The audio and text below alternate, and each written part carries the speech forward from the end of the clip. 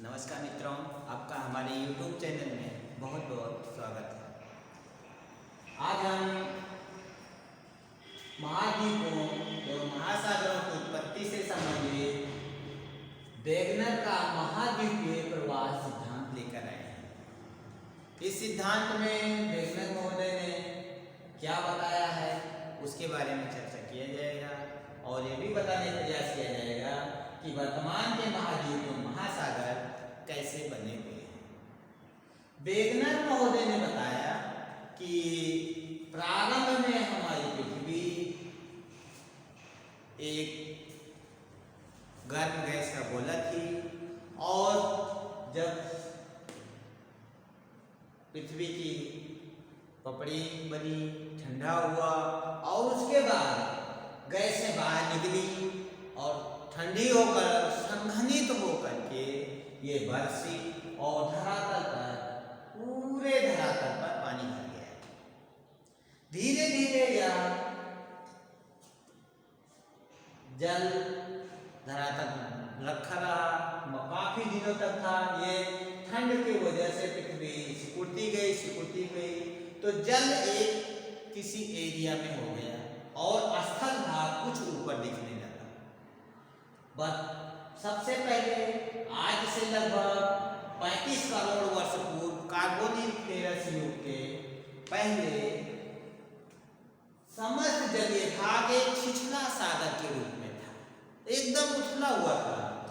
स्थल भाग भी काफी ऊंचा नहीं था, केवल जल के ऊपर निकला हुआ था, अर्थात स्थल भी बन ही रहा था और सागर भी गहरा हो रहा था। तो जो भाग ऊपर दिखाई दे रहा था वो केवल एक भाग था और पूरी पृथ्वी पर पानी भरा हुआ था, छिछला जल। इस स्थल भाग को उन्होंने पैंजिया कहा। उसके बाद जो पानी से भरा हुआ धरातल था उसे उन्होंने पैंथालासा कहा।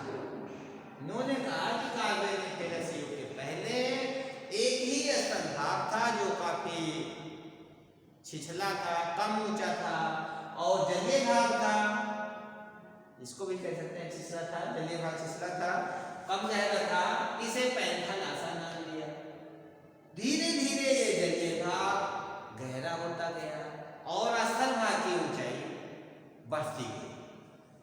कार्बोनिफेरस युग के अंत तक लगभग 27 से 28 करोड़ वर्ष पूर्व,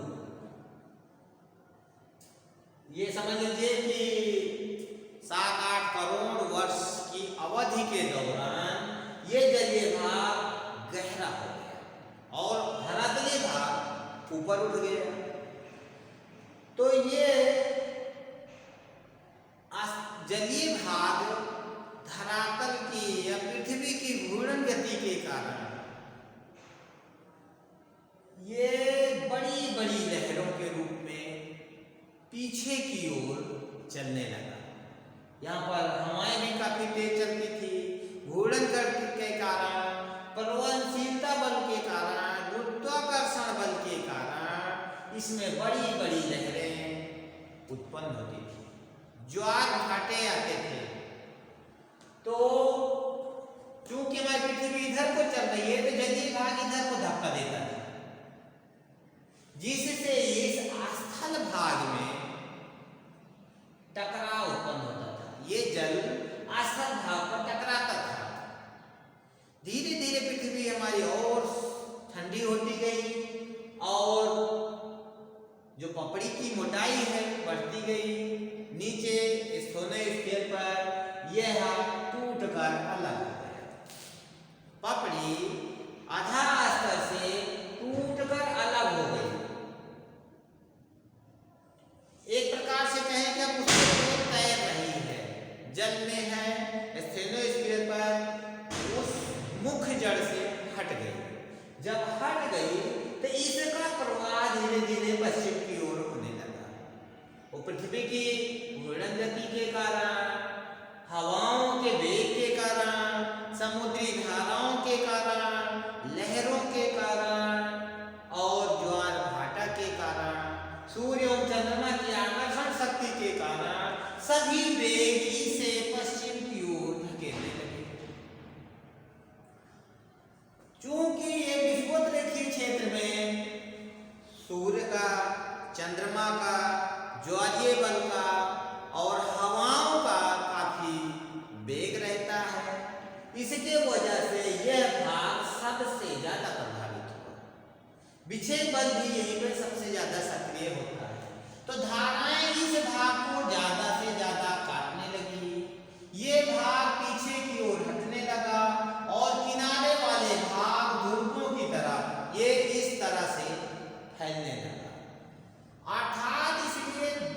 टुकड़े होने लगे, बीच से यहाँ टूटने लगा।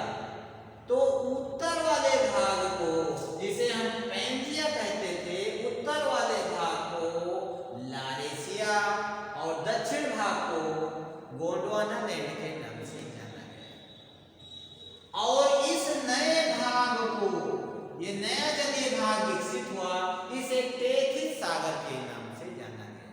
अर्थात दो सागर हुए, पैंथालासा और टेथिस सागर, दो महाद्वीप बने, लारेशिया एवं गोंडवाना लैंड। ये बेगनर के अनुसार है। बेगनर ने कहा कि जैसे जैसे अवधि बढ़ती गई, 27-28 करोड़ वर्ष पूर्व से लेकर के समझिए लगभग 25 करोड़ वर्षों तक, इयोसीन युग तक आते आते ये महाद्वीप, जिसे हम पैंजिया कह रहे हैं, 2 भागों में बटा हुआ था, ये 4 भागों में बट गया। ये बीच से भी टूट करके आगे हो गया, इसका कुछ भाग उत्तर की ओर चला गया, इसका कुछ दक्षिण की ओर चला गया। तो उत्तर की ओर गया हुआ भाग यूरेशिया बना, दक्षिण की ओर गया हुआ भाग अफ्रीका, भारत, ऑस्ट्रेलिया के रूप में आगे बढ़ गया। और बीच से ये पश्चिम की ओर टूट कर गया हुआ भाग उत्तरी अमेरिका और दक्षिणी अमेरिका के रूप में विभाजित होने लगा, थोड़ा थोड़ा, पूरा नहीं। इस घटना को बनने में लगभग 25 करोड़ वर्ष लगे। उसके बाद प्रारंभिक प्लेस्टोसीन युग में इन्होंने बताया कि स्पष्ट रूप से यूरेशिया, अफ्रीका, ऑस्ट्रेलिया, अंटार्कटिका, उत्तरी अमेरिका और दक्षिणी अमेरिका बनने लगे। लेकिन फिर भी सभी महाद्वीप ऑस्ट्रेलिया को छोड़ करके कहीं ना कहीं आपस में सब जुड़े हुए थे। यूरेशिया, अफ्रीका, उत्तरी अमेरिका, दक्षिणी अमेरिका और अंटार्कटिका सब आपस में फिर भी जुड़े हुए थे। उसके बाद इन्होंने बताया कि आज से लगभग 10 लाख वर्ष पूर्व ये घटना थी। लेकिन वर्तमान समय में हमारा महाद्वीप इस तरह से, ये जो सफेद लाइन बनी हुई है, ये इस तरह से है। और उन्होंने आगे भी बताया कि आज से लगभग 10 लाख वर्ष बाद ये महाद्वीप पीछे की ओर सरक रहे हैं।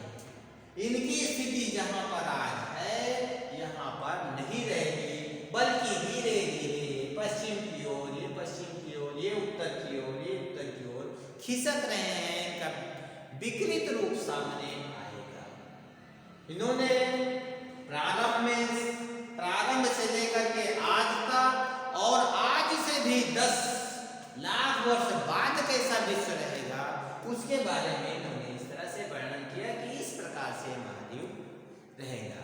इन्होंने इस प्रकार से अपने महाद्वीप के प्रवाह सिद्धांत में बताया कि महाद्वीप धीरे धीरे पश्चिम की ओर, उत्तर की ओर और दक्षिण की ओर खिसक रहे हैं।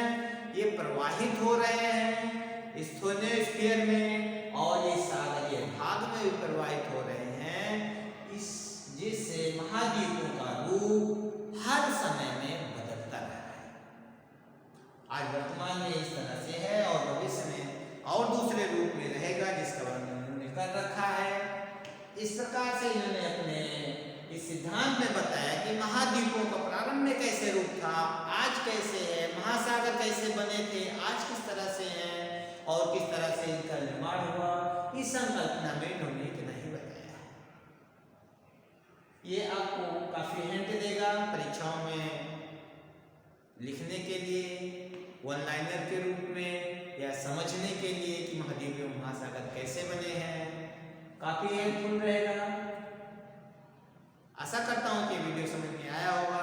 अगले फिर किसी वीडियो मिलेंगे, तब तक के लिए